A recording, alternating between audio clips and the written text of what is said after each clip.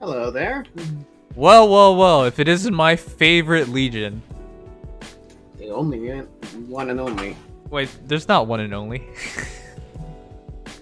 The one and only us. Okay. So, did you take a look at Corrin? God, she's I hot. have. Yes, indeed. Okay. Thank you. Once again, what's her artist again? Sencha. Also drew the other Corrin, the dreamy one. And the summer one. And the fallen one. Yeah, so they've done a great job. I like how the consistency of Corrin art because of the same artist. Absolutely. Except for the first Corrin, because the first Corrin was kind of questionable. Resplendent Corrin with Sencha, please. All right, real quick chat. If you want to show me who you're pulling for and put it in a poll, here you go. Vote for whoever the heck, or any colors, or whoever you're going for. Anyways, Legion and I will go over the banner. And right before we start, I think let's just talk about the rest of the banner first. Because I've never seen one where I just felt, hey, I can absolutely agree with pulling colorless. And then everything else, I'm like, I see one good hero in every other color, and that's it. Pretty much. I mean, right off the bat, I was going to pull only colorless. And honestly, I haven't even read the other units yet. Oh. But yeah, looking at it real quick, red's looking better than I expected. Really? Okay. Well, mostly because of Fallen Ike. Well, yes, that's what I said. I really value Fallen Ike. I really value Rinka. I really value Legendary Julia. But that's one of each color. Legendary Erica is a meme. Naga, hopefully you have an Astro Season. Gunthra, I wouldn't say is an essential anymore. Hector is okay. Creed for DC. Yeah. That's pretty about much. it. So for me, maybe it's just colorless, then red, and then everything else is just if you really wanted somebody. Pretty much. I mean, blues, at least Nils is also an advantage, I would say. Yeah, Nils is a really good dancer, really good refresher. The debuffing there, and his B skill is nice to have. Yeah, exactly. Okay. So I'd say, like, if you're looking for the density of good potential pulls, it'd be colorless, then blue, then between green or red. For me, it's too close. I kind of want to put red on top just because Fallen Ike is a god sword, even if you would argue Marita's better. Right. I'd just say it would be maybe, like, in terms of density, if you just want a good unit, it would be blue first, but if you want the best possible results, it'd be red first, so probably, like, colorless, blue, red, green. Wait, did you just put Legendary Julia over Ike? Yeah, it's more so the fact that red, you have the potential of, well, do you want Legendary Erica at all? Oh, okay. Alright, well, I'll just say personally, I think it's colorless first, and then... Easily. Yeah, and then red. Alright, yeah, I can go either way, honestly. Colors red, blue, green is what I would say, but it's so close. It's just clearly colors for me. That's the only thing clear. Yeah, we'll wholeheartedly agree. Okay, but yeah, enough about the banner. I'm just gonna go colorless personally, so. Same here. All I really care about is Brimimon, and Corrin being there as well is a nice byproduct. And it's not Claude. So who wants to bet that our eventual legendary Belith will also be female? At this point, I'll be honest. I really think they're gonna... I mean, they did this with Robin. They showed us their hand of Robin. Remember Legendary Robin, or Legendary Grima was female, and then normal Grima, male Grima was a normal hero. So now they're showing the hand again with Corrin. Most likely not going to be a Legendary Corrin being male. Yeah. It could happen, but yeah. Okay. And real quick look at Negating Fang, guys. Negating Fang's really good. Notice how she gets attacked?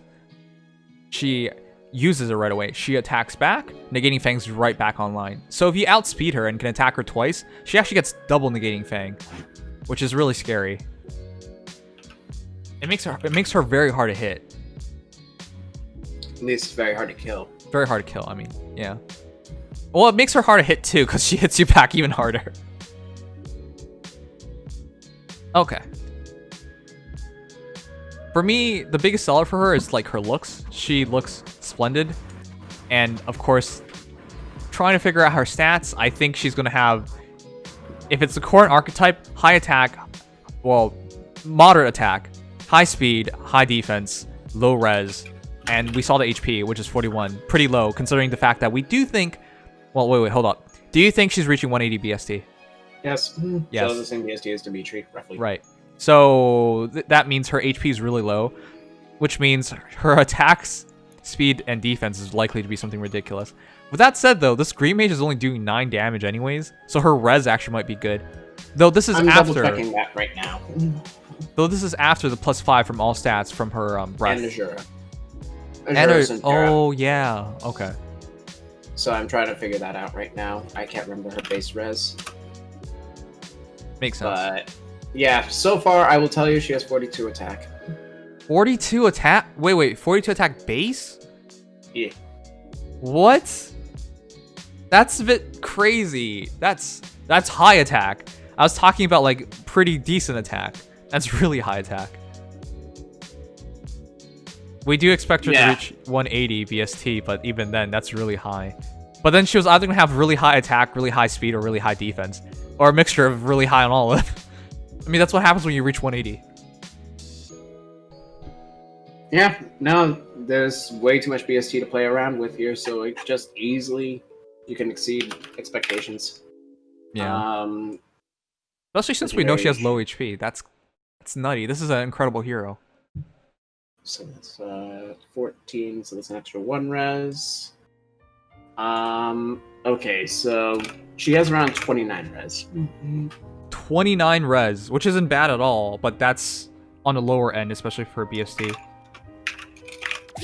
Yeah, so she has to have at least, how much speed? 25, so that'd be about, she has to have at least 36 speed, which obviously we know that's going to be much higher. Yeah. And then she has a defense stat with 29 res. I will figure that out as to where those numbers add up to, but yeah, expect a 177 BST colorless infantry dragon with extremely high attack speed and great defense, is all I can say. But chat, real quick. Why does she look more upset here than here? Look at that. Why does she look more upset here than when she's like, you know, fallen? The heck? Alright, whatever. Well, what is that face? You don't think she looks upset? She's like... What? Is this a happy face for you then? She looks upset. Something looks wrong. Yeah.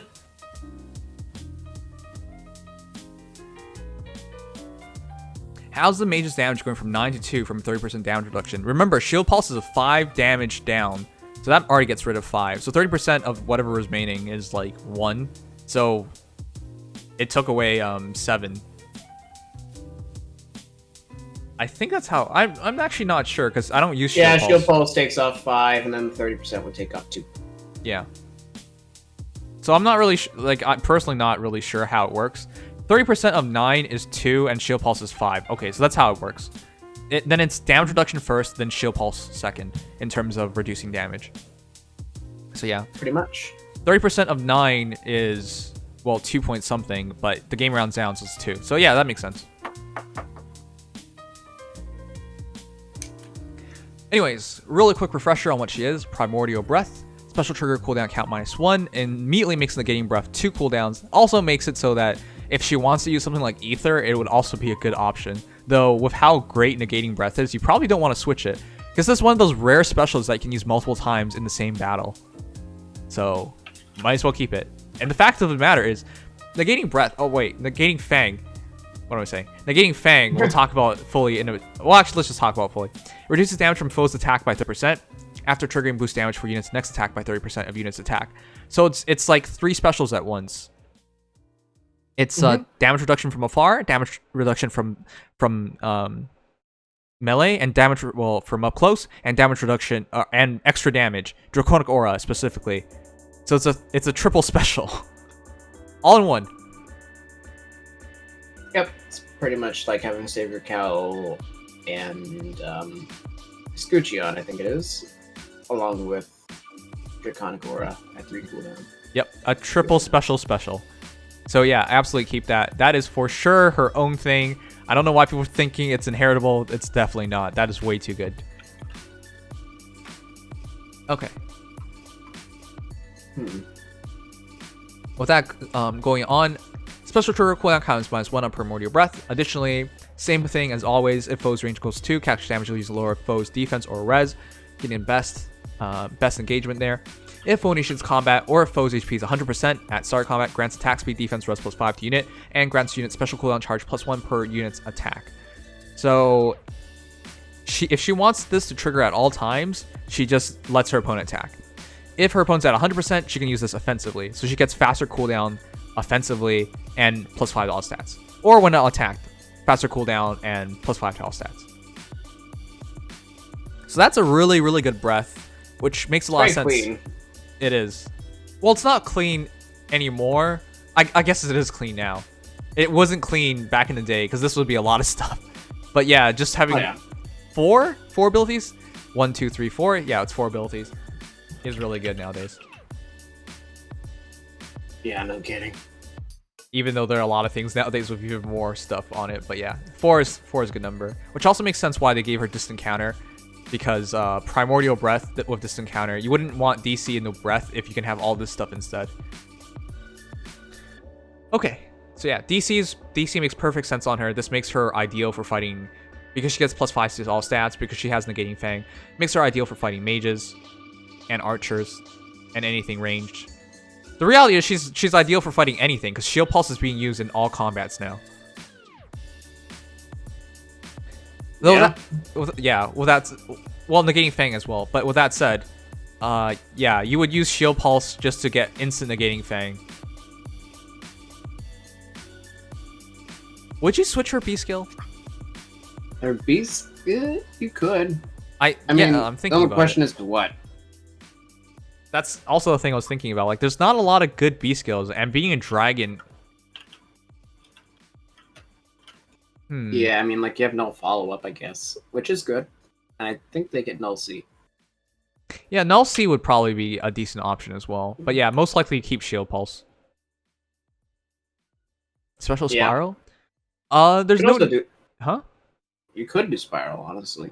I would say there's no need for Special Spiral because Shield Pulse gets it ready for the first battle, and after they attack you and you attack them, you get Negating Fang back. Right. It literally does nothing because of the weird way that Negating Fang's cooldown will work. Yeah, because of Primordial Breath giving you a +1 charge.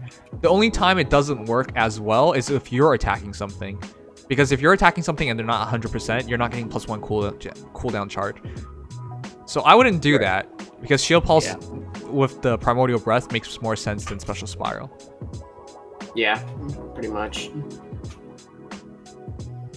I always forget this, but as long as she's infantry, she can use lulls. This is true. But it could do low speed res, which her speed does not look amazing. But yeah, it just I think you keep Shield Pulse. I think Negating Fang has the most value from the first battle. And yeah, afterwards you're not so worried about it anymore.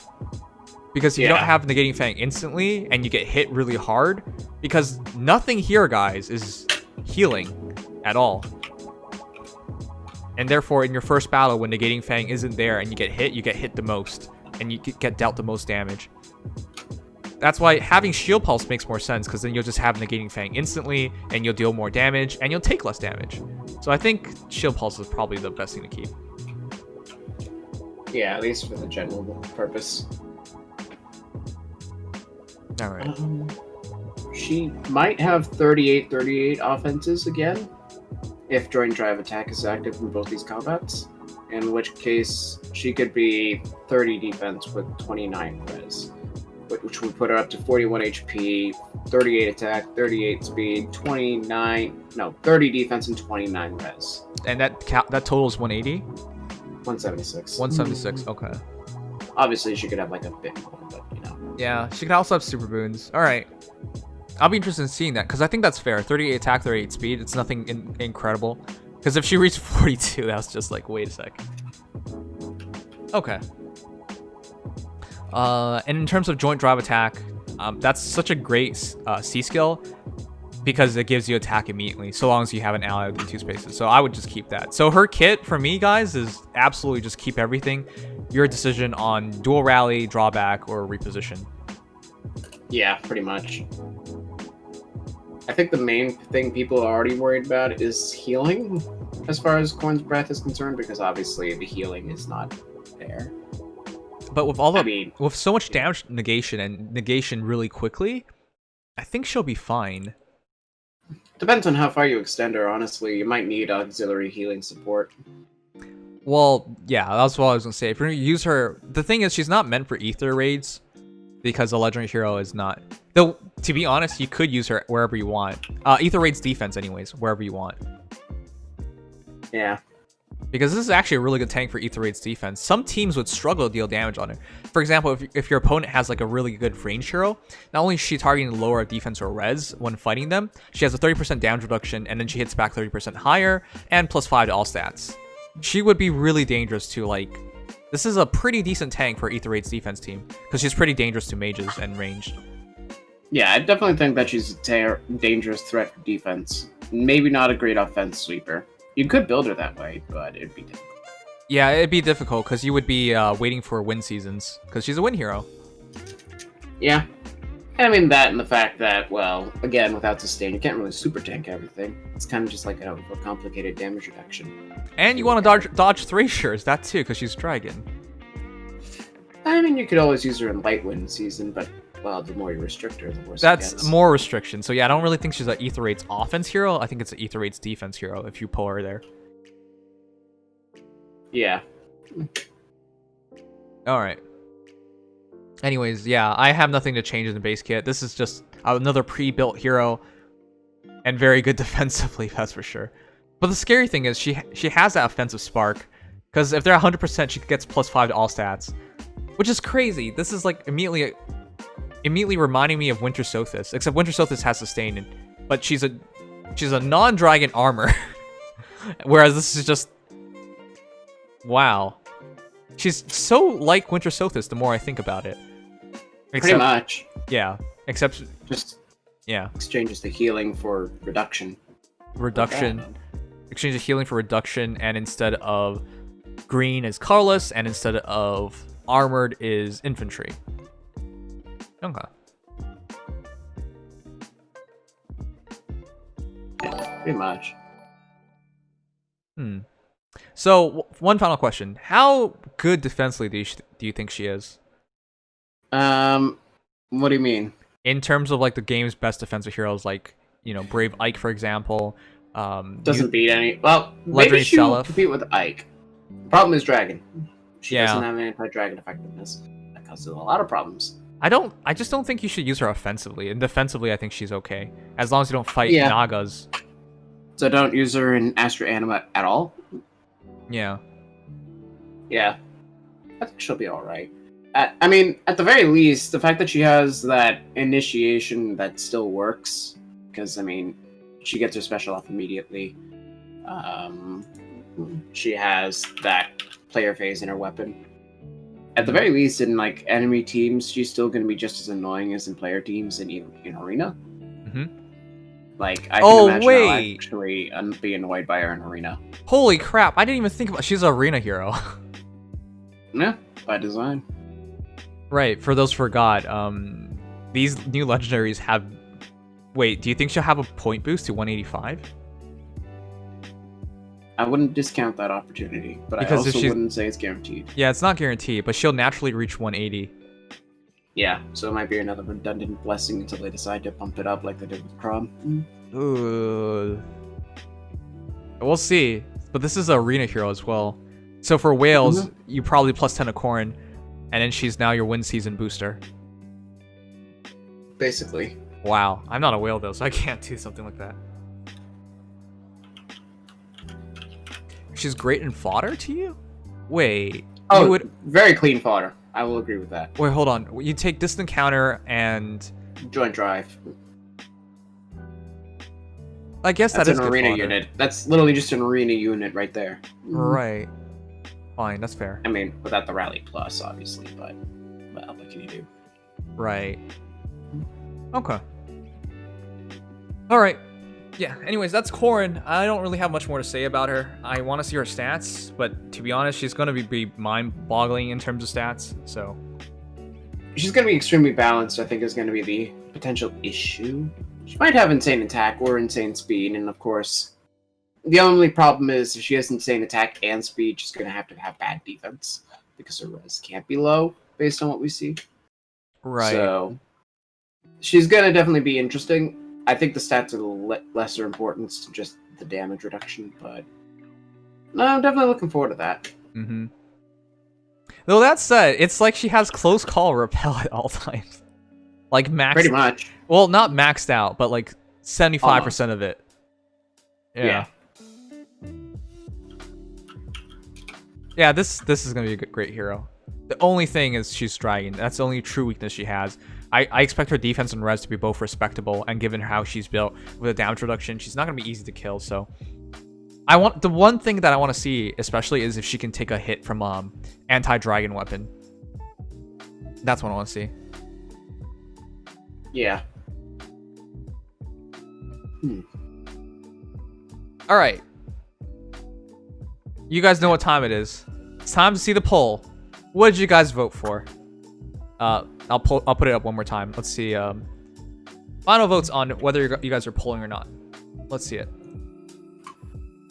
I mean, I was set in stone regardless of what actually happens. All right, straw poll. Who would want to pull on this legendary female Corrin banner? No, really, who's gonna pull on this banner? What the hell?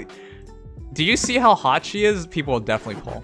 Anyways, guys, if you're enjoying the stream, enjoying the video, whatever it is, leave a like, subscribe, follow, support channel if you want to support channel. Anyways, let's see. For me personally, it will just be colorless. I'm not even particularly fond of Corrin. It's just Braimund I really want, and I really want to fix Mila as well, because mine's a minus defense Mila, which is the worst one you can have in my opinion. What's Faye, Kappa? I'm saving my SQ for Tall Man Hans, so therefore I win, Keck. Wow, you suck. Anyways, wow, the answer is pretty obvious. 57%, yes, pulling for colorless. And then, no, I'm saving for a better banner without power creep this banner. Though that said, I do understand this one because I do think the CYL banner probably provides you overall more value, unless you're going for colorless only. Oh, actually, it's close. Because if you have no Ether Raids help, I think this banner provides you more help. Because Mila's a great offensive hero, great for points, isolation's nice, and then Braimund really makes things easy. He's like an easy mode on beating noobs, because noobs really can't like struggle against Braimund. But yeah. But with that said, CYL4 and the fact that you could just... Well, it feels weird. CYL3 houses CYL4. You could get a lot of good heroes just by guarantee spark pulling them. So, for me personally, again, I'm gonna go for colorless until I get one of these copies, and I'll just stop, and I'll summon on the CYL4 banner instead. I want to spark and pull there. I'm hoping my hero's Braimund or Mila. I don't really care about Legendary Corrin. I think she's really good though, but I don't really care if I pull her or not. I'm more interested in pulling one of the mythics personally. She's just a nice bonus, right? I expect most players who already have established teams. Because Legendary Corrin really shines for players that plus 10 her, like Whales who need her for Arena. I mean, she's still good either way, but for me, I don't need her for her like other intended purpose, which is Allegiance battles, because I already have a bunch of these characters, right? She's Win, so she's competing with like my Legendary Eliwood, for example. So yeah, I already have another character there for those seasons, so I don't really need her. But yeah, it's the other two that interest me the most. She's just a nice bonus. Pretty much. I like having a reason to only pull one color. Same here. All right. But yeah, thanks guys for voting. 186 votes. Nice. Not bad. And we'll definitely say this is one of the less polarized ones. It is. Kind of neat. The one thing I do find funny though is we see like 56% of you guys are voting. But did you guys see the rating on this banner? Let me draw it up. All right, guys. This is the ratings I had for the banner prior to showing you guys prior to getting it. It's immediately 69 dislikes and 170 likes. I'm gonna refresh it. Let's see what it actually is. This was when it still had 83 views. Wait a minute, how does that work? Because I pulled it up as it launched. Oh yeah, the total. Yeah, it doesn't make sense. Math. All right, we're now at 31,960 views, and it is at 2.4K and 737. That is what, roughly 20-25% dislike? No, not quite, but it almost is. Okay. I'm just saying, like, a lot of people don't like Corrin, huh? A lot of people don't like Fates, and of course... But it's the female one, why couldn't it be the male version? I almost thought this was gonna be Camilla, because I just immediately saw this dislike ratio. I was just like, could it just be Camilla? And then, of course, yeah. Anyways. And I mean, yeah, it was still one of the better dislike ratios, considering the Fates lore. Oh, yeah. But come on. I feel like people are instinctively yeah, inclined to dislike Fate lords. Because I feel like at this point it's not fair to like dislike Fates anymore because it's kind of rare now. It is. We got Midori and like that's it. I don't even remember the last time we got Fates. Huh? Rinka, Midori, Lilith, and Rinka. Yeah, in the same banner, but I'm just saying I don't remember the last time. She seems really lackluster, emo.